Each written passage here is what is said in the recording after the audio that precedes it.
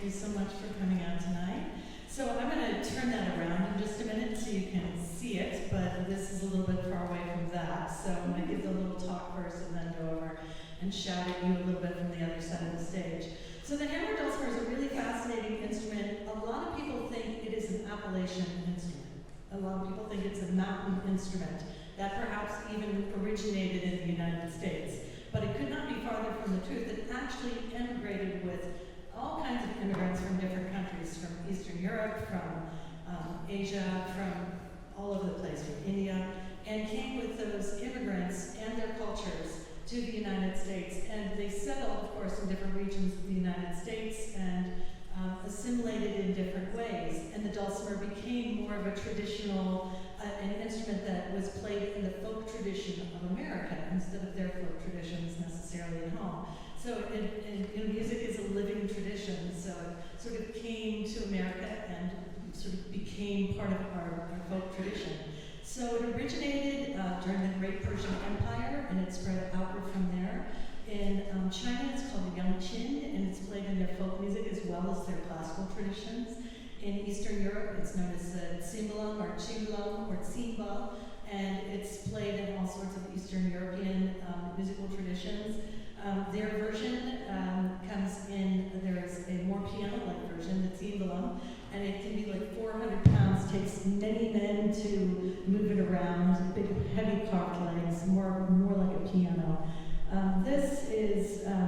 This instrument was made in West Virginia by a luthier by the name of Nicholas Blanton, and it's a diatonic instrument that can be played chromatically if you want to grow another arm. I'm still working on that. But I'm married to a jazz musician, so I have a little lump here. You can't see, it's my third arm.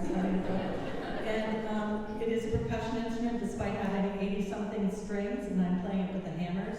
The ones I'm using tonight are rigid as opposed to a flexible pair that I have that sort of draw the sound of the instrument differently. I have a pedal, which I'll demonstrate in a moment.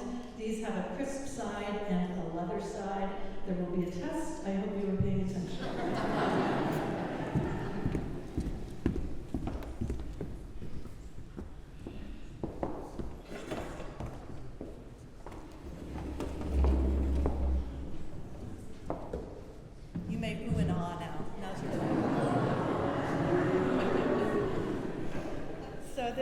Dulcimer, and I have two main bridges here.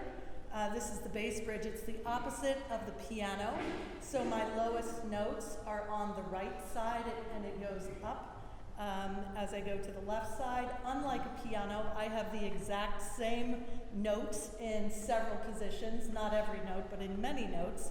So in that case, it's more like a guitar or a violin in that at some point, when you're playing up a string, it becomes more efficient to go across to the next open string. So it's a similar kind of arrangement with this. And let's see, here's the pedal. It's always a little awkward, especially in heels, but you guys are special. So here it is.